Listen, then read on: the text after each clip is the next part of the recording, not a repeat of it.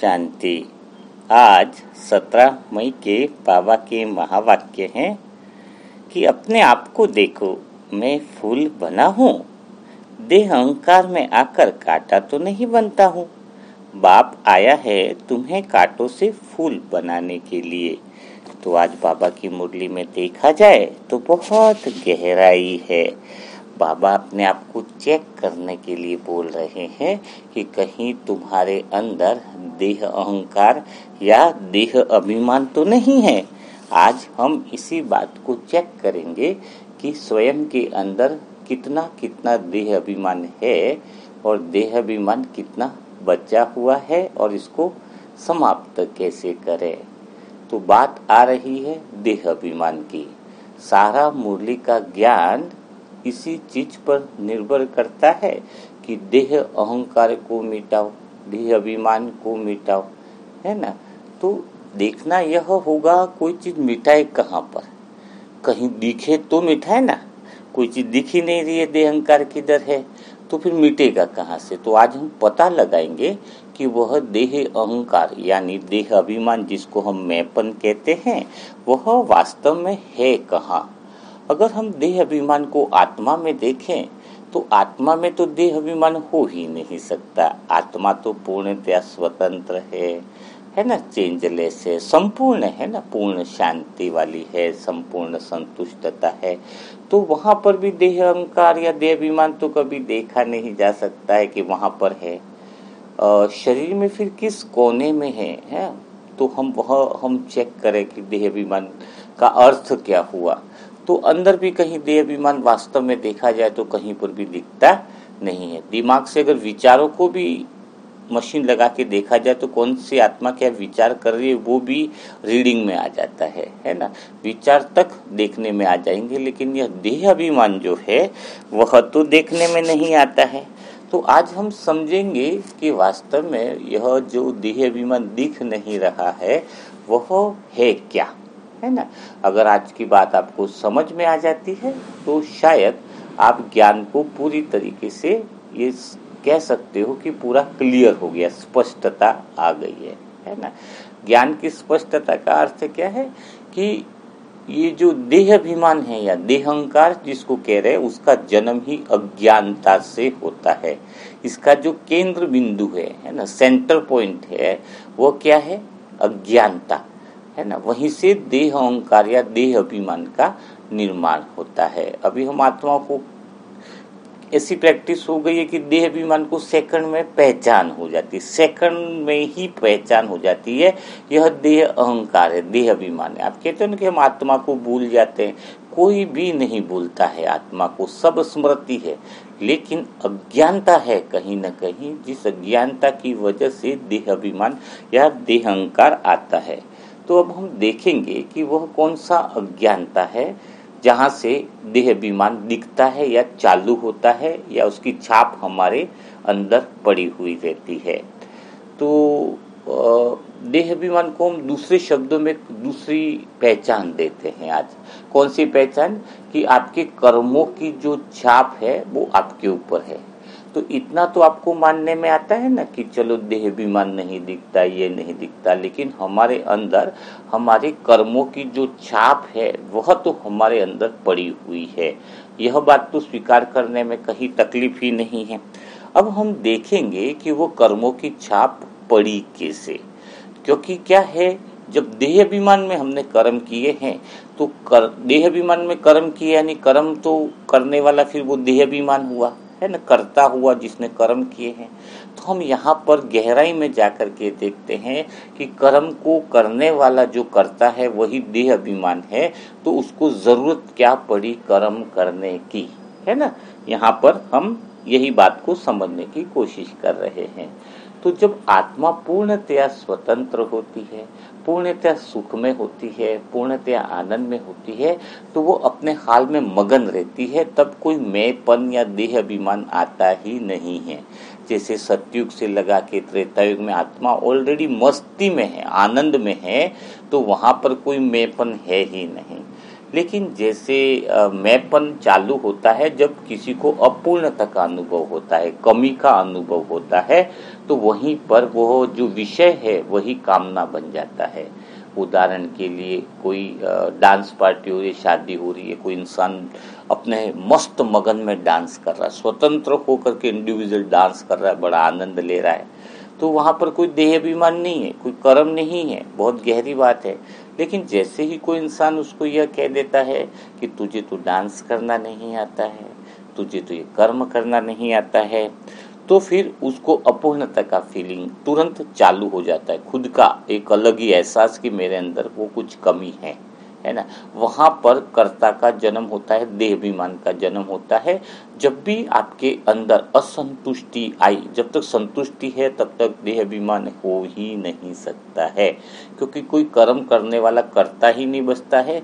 और कर्ता आ भी जाए, कोई कर्म करने वाला, कोई कर्म ही नहीं करना ऐसा, तो फिर देहाभिमान आएगा कहाँ से? कोई कर्म करने वाला हो तभी तो वो मैंपन चालू होगा ना, है ना। अब जब तुम संतुष्ट हो, पूर्णतः आनंद में हो, तो किसी विषय की, किसी चीज की जरूरत ही नहीं। मुझे अगर कोई चीज की कमी ही महसूस नहीं हो रही है, इसका मतलब मैं सोल कॉन्शियस में हूँ। लेकिन जैसे ही कमी महसूस होने लगी, अरे 20-25 हज़ार और चाहिए, ये साधन लाना है, अब साधन जो लाना है, नया मोबाइल लाना है, नया वर्जन लाना है, तो अब वो क्या बन गया? सारी दुनिया के पास है, मेरे पास नहीं है। तो असंतुष्टि हुई, तो अब मैंने कर्म किया। कौन सा कर्म किया? तो तुरंत मैंपन का जन्म हो गया। जैसे ही आपके अंदर असंतुष्टि आई, उसी वक्त मैंपन का जन्म हुआ। मैंपन कोई और है नहीं, मैंपन अंदर कोई बैठा हुआ नहीं है, जो विषय है वही मैंपन बन गया। जैसे मोबाइल विषय बन गया ना, 25 हज़ार का मोबाइल लाना है, अब वो मोबाइल में लाया, तो भी वो कर्म जो किया ना, उससे भी कोई भी कर्म करो, एक बहुत गहरी बात है, वो विषय ही मैं करने वाला हो गया, यानी मोबाइल ही करने वाला हो गया। विषय से ही मैं का जन्म हुआ, समझो। मैं कोई था ही नहीं, देहाभिमान नहीं था। देहाभिमान का जन्म कहाँ से हुआ? विषय की वजह से, असंतुष्टता की वजह से। जैसे मोबाइल लेना है तो उसकी वजह से मैंपन का जन्म हुआ। अब क्या होता है, जो मैंने कर्म किया, मोबाइल लाया, थोड़े टाइम पता चला खराब निकल गया, थोड़े टाइम पता चला कि इससे भी अच्छा कोई मोबाइल मार्केट में था, मेरे को पैसा ज़्यादा लग गया, तो उससे मुझे मिला दुख। कर्म एक तो हुआ कर्ता, कर्म करने वाला, और कर्म का फल क्या मिला? दुख मिला, चोट मिली। वह चोट मेरे अंदर छप गई, कर्म की छाप जिसको कहते हैं, वही अहंकार है। अब कोई करने वाला नहीं, अहंकार। छाप कौन सी छप गई? मोबाइल लिया, खराब निकल गया, कोई और अच्छी चीज लेनी चाहिए थी, लूट गया मैं, दुख मिला। तो क्या होता है कि जो विषय से दुख मिला, और हम इसको पूरा करने के लिए और आगे भागते हैं, चोट पे और चोट का इलाज करते हैं। यानी समझ में आई कुछ बात, कि और कुछ नया मोबाइल लूंगा, कम सस्ते में मिल रहा है वगैरह। तो यह जो देहाभिमान जो आप कहते हो, जो अहंकार कहते हो, वह दुखों की चोट का पुतला है। आपके जीवन में जितनी भी आवश्यकताओं को पूरी करने के लिए गए, आज तक कोई आवश्यकता, कोई कामना पूरी हुई? अगर पूरी हो जाती तो तुम्हें भागने की जरूरत ही नहीं थी। अभी तक किसी के भी कामना की इच्छाएं पूरी हो ही नहीं पाई है। जैसे वो अपूर्ण महसूस करता है, अपूर्ण महसूस करने के बाद वो कर्म करता है, उस कर्म से उसको सिर्फ चोट ही मिलती है ना। जो अपूर्णता से चालू हो कि मैं अपूर्ण हूँ, उसको पूर्ण हो, तो अपूर्ण से कभी भी पूर्ण निकल नहीं सकता है, पूर्ण से पूर्ण निकल सकता है। आत्मा पूर्ण है तो वहां से पूर्ण निकल सकता है। किसी अपूर्ण से या अशांति से शांति भला कैसे निकल सकती है? तो इस चक्कर में हमने बहुत रिश्तों के अंदर गए, बहुत जगह गए, तो हमने सिर्फ क्या पाया है वहां से? दुख, चोटें, तकलीफें, है ना। उसकी जो छाप हमारे बंडल बनी है, अंदर जो पोटला बना है, वही मैंपन है, वही ही जो है। और वह और आगे कुछ करने के लिए बोलता है कि चलो अभी नहीं मिला, लेकिन अभी ऐसा कुछ मिल जाएगा जिससे मैं पूर्ण हो जाऊंगा, है ना। वो दुख और कर्म करता है, और जो कर्म करता है वो मैंपन कहीं है नहीं, वो कर्मों की जो चोट मिल रही है वही मैंपन बन जाता है। अब हमारे अंदर, आत्मा के अंदर अगर देखा जाए तो बहुत सारे दुखों के पोटले हैं, बहुत ज़्यादा अवशेष है। कैसे है कि जैसे अभी मुझे प्यास ही लग गई, कोई चीज़ ऐसी गले में इच्छा हो कि कुछ पी लूँ, हाँ, बहुत जबरदस्त गले में पीने के लिए कहीं गया तो हाथ डाल दिया तो वहाँ से हाथ जल गया, तो गला तो खराब था ही, हाथ भी खराब हो गया। अब रास्ते में जा रहा हूँ, हाथ को ठीक करने तो खंबे से टकरा गया, तो मेरा खोपड़ी भी खराब हो गया। तो इसका अर्थ क्या है कि दुख की चोटें और ज़्यादा बढ़ती ही जाती है।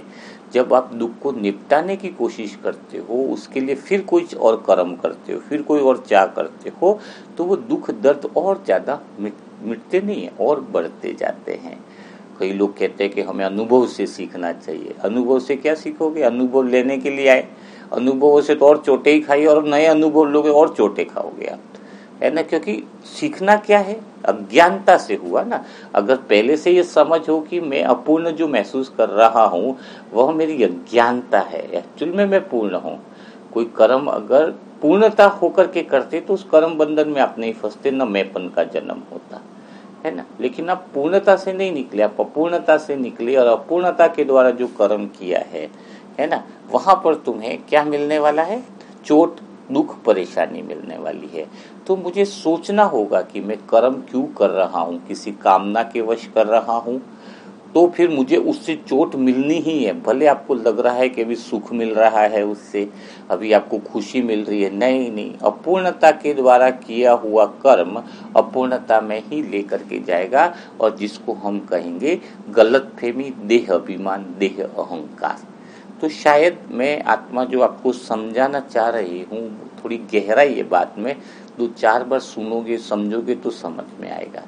तो अभी आत्मा का अनुभव फिर कैसे होगा? तो ये जो मैंपन बैठ के बैठा है, जो दुख, परेशानी, असंतुष्टियां जो बनकर बैठी है, उसको तुम्हें अंतर्मन में जाकर यह क्लियर करना होगा कि मुझे कोई असंतुष्टि नहीं है, मुझे कोई तकलीफ नहीं है, मुझे बिल्कुल सब तरह से मैं निर्बंधन हूँ, मुझे कोई भी बंधन नहीं है। तो होगा क्या कि आपके आत्मा के ऊपर जो दुख का पोटला, जो वास्तव में दुख है ही नहीं, वास्तव में वो चोटें है ही नहीं, वास्तव में वो परेशानियां है ही नहीं, उसको अगर आप हटा लेते हो तो बिल्कुल कंप्लीटली फ्रीडम करके आप आत्मा की स्थिति में आ जाते हो, है ना, सोल कॉन्शियस अवस्था में आ जाते हो। और वो दुखे चोटें आई क्यों हैं जिसको तुम्हें दुख लग रहे हैं? तुमने कोई न कोई अपूर्णता की है, कोई न कोई कमी महसूस की, कोई न कोई असंतुष्टता महसूस की है स्वयं के अंदर। तो जब स्वयं के अंदर कोई असंतुष्टता महसूस की है तो उसी की वजह से वह दुख और परेशानी आपके जीवन में आई है। तो और वो दुख और परेशानी की जो चोटों के निशान हैं, अवशेष जो हैं, वही तुम्हारे अंदर आत्मा समझने के अंदर विघन बन के बैठा हुआ है ना, सोल कॉन्शियस ने। क्योंकि आपको लग रहा है मेरे को ये बाकी है, मेरे को वो बाकी है, मैं वो काम पूरा हो तो मैं आत्मा समझूं, तो वो तो काम तुम्हारा कभी पूरा होना नहीं है, क्योंकि कामनाओं की पूर्ति कभी हो नहीं सकती है। तो जो ये समझ करके बैठे कि मेरा ये काम हो जाए, बच्चे का हो जाए, माँ का हो जाए, घर बन जाए, इसके बाद मैं भगवान को खूब याद करूँगा, नहीं, तुम्हारा समय खत्म हो जाएगा, लाइफ खत्म हो जाएगी, तो भी तुम याद नहीं कर पाओगे, क्योंकि तुम्हारी सोच का जन्म, विचार का जन्म ही अज्ञानता से हुआ। और सबसे बड़ा अज्ञानता क्या है कि मैं अपूर्ण हूँ, और मैं कुछ काम करूँगी, कुछ विषय साधन के पीछे भागूंगी, कर्जा है या बीमारी है, तो उसके लिए जो भी भागूंगी वो पूर्ण हो जाऊंगी, वो चीज़ मिलने पर नहीं, आज तक किसी की पूर्ण नहीं हुई है ना। तो अपूर्णता से तो अपूर्णता ही निकलेगी। जो अपूर्णता के द्वारा आप कर्म कर रहे हो, वो कर्म भी आपको अपूर्णता की ओर लेके जाएगा और समस्याओं में लेकर के जाएगा। लेकिन आप पूर्ण होकर के फिर कोई कर्म कर रहे हो कि मैं ऑलरेडी पूर्ण हूँ, ऑलरेडी मैं संतुष्ट हूँ, ऑलरेडी मैं आनंद में हूँ, ऑलरेडी मैं मगन में हूँ, तो होगा क्या? तो आप ऑलरेडी मना जो भी कर्म करोगे उस कर्म में पूर्णता आ जाएगी। पूर्णता आना यानी सफल होना। आपने देखा होगा जिन कार्यों में आप सफल हुए उनकी चोटें अंदर नहीं हैं, लेकिन जिन कार्यों की असफलता होती है वह मैंपन बहुत जल्दी बनता है, क्योंकि वो दुख और चोटों का कारण बना है। लेकिन जो कर्म में अभी सफलता पाई है वह भी बाद में चोट बनने वाली है ना। लेकिन पूर्ण होकर के कोई कर्म किया है तो वो पूर्ण सफलता भी है और उसका आगे का प्रभाव भी आपके ऊपर नहीं पड़ेगा। तो छोटी सी बातें बताई हैं, लेकिन बातें बहुत ज़्यादा गहरी हैं। देह अभिमान का कंसेप्ट क्लियर है, अगर समझ में आ जाए आज के मुरली मंथन से, तो शायद आपका जीवन बहुत ज़्यादा बदल सकता है। तो सारी बातों का सार यही रहा कि अज्ञानता की वजह से अपूर्णता का अनुभव होता है और अपूर्णता के द्वारा हम जो भागते हैं कर्म करने के अंदर उससे दुख मिलता है, वही हमारा कर्म भोग है और उस दुखों का निशान और पोटली ही अहंकार है, जिसको हम देह अभिमान कहते हैं। कोई बिस्तर होता है तो एक गद्दे पे एक गद्दा पड़ा है, दूसरे गद्दे के नीचे कोई खूंटे जैसा लगा हुआ है, तो क्या लगता है कि उस गद्दे के नीचे कोई है ना। लेकिन जैसे जैसे कि गद्दा हटाते जाते तो पता चलता है कि अंदर तो कोई है ही नहीं। वैसा ही कोई देह अभिमान अहंकार कोई है नहीं। आपके दुखों के पोटले को एक एक करके खत्म कर दो, हटा दो कि मुझे कोई दुख है ही नहीं, गलत फहमी है, तो फिर आप जो है वो सोल कॉन्शियस में आ जाओगे। कोई आपको अहंकार अंदर मेंपन दिखेगा ही नहीं, है ना। फिर योग करना एक स्वतः प्रक्रिया बन जाता है, करना नहीं पड़ता है। अगर ये आप हटा लेते हो, ये हटाने का अर्थ है जैसे उदाहरण के लिए आप रात को सो रहे हो तो सोने के लिए आपको भगवान की कृपा हो जाती है और नींद आ जाती है। खाली आप अपना आसन बनाते हो कि बिस्तर आपने लगाया, तकिया लगाया और आप सो गए, है ना। और इंतजार थोड़ी करना नींद आ गई, नींद आने वाली है, आजा नींद आजा आजा जा, ऐसे थोड़ी होता है। सोते ही किस सेकंड में भगवान की कृपा होती है, हम सो गए, गहरी नींद में चले गए। हमने वो आसन बनाया है ना, नींद लाएंगे, नींद लाने की कोशिश करेंगे, सब बातों से परे। जितना कोशिश करेंगे उतना तो आती ही नहीं है, लेकिन आपने भगवान पे छोड़ा, बिस्तर पे जाके सो गए, नींद आपको आ गई। वैसे ही जैसे ही आप इस अहंकार को हटाते हो तो योग लगाने की जरूरत ही नहीं है। आप वो अवस्था क्रिएट कर रहे हो ना, मैंपन हट रहा है। जो दुख आप समझ रहे हो, उस दुखों को हटाया तो मैंपन खत्म हो गया, है ना। तो आप ऑलरेडी उस ध्यान अवस्था में या उस योग अवस्था में जिसको कहते हैं, वहाँ पे आप तुरंत सेकंड में पहुँच जाओगे। आज ही अगर इसका अभ्यास अगर आप करते हो, जैसे मैं आत्मा खुद करती हूँ, तो मेरा अभ्यास ही चालू कहाँ से होता है कि मैं पूर्ण हूँ, मुझे कोई दुख नहीं है। क्योंकि जिसको दुख समझ रहे वही अज्ञानता है और वही अपूर्णता है और वही आत्मा समझने के अंदर रुकावट है। और आप सोचोगे कि मैं दुख को खत्म करूँ फिर आत्मा समझ पाऊंगा। दुख को खत्म करना, ये खत्म किया, दूसरा के बाद तीसरा, ये चालू ही रहना है। क्योंकि अज्ञानता की वजह से सिर्फ दुख ही जन्म होता है। लेकिन आप अगर पूर्ण हो तो पूरे दिन सुखों का ही जन्म होगा, अत्यंत सुख का जन्म होगा। तो आज पूरा दिन आप यह अभ्यास करके देखिए।